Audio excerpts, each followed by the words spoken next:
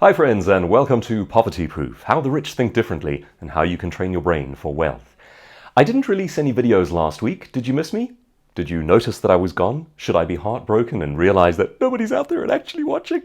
Well, it's good to be back, and the reason that I took some time off was that I have a massive project undertaking. I've mentioned in a couple of my videos now that I wrote a book called Political Correctness Does More Harm Than Good: How to Identify, Debunk, and Dismantle Dangerous Ideas. The book is gigantic. It's about 120,000 words, and the appendix itself is something like 40 pages worth of cited sources. And I've been asked to do the audio version of the book. Now, recording an audio project is immensely frustrating. I have very good equipment to do it at home, but I have to stop every time a dog barks or a hardy-daw, which is a South African kind of bird, announces its little mating call to the world, or the crashing cymbals of the mariachi band go by outside, or someone coughs, or whatever the case might be.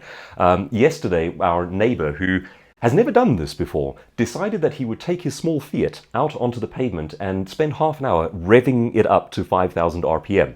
Goodness knows why. Nevertheless, I decided that I would dig into that project and get it done, and I've actually been sacrificing my video time in order to get a lot of that done.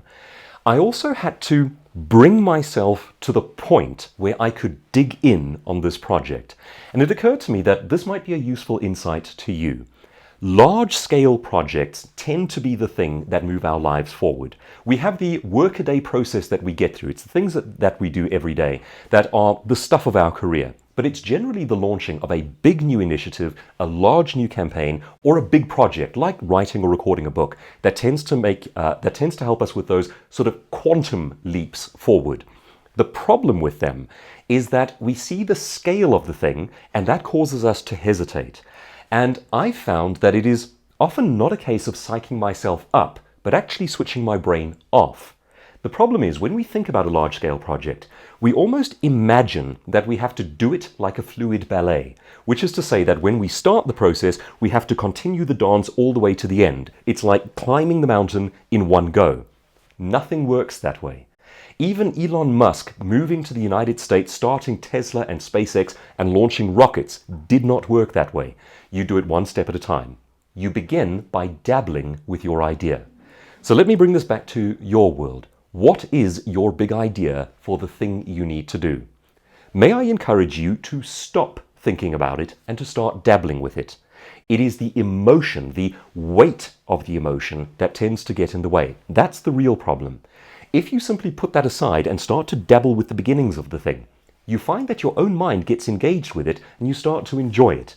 You start to ask questions about what you need to do next, and you plan the next thing, and so you go, and soon the project is done. And that is the way that we should approach these massive scale projects, whether it's writing a book, studying a course, whatever the case might be for you. So let me set a challenge for you. Whatever represents your next big scale project, can I encourage you not to think about it, but instead to start dabbling with it?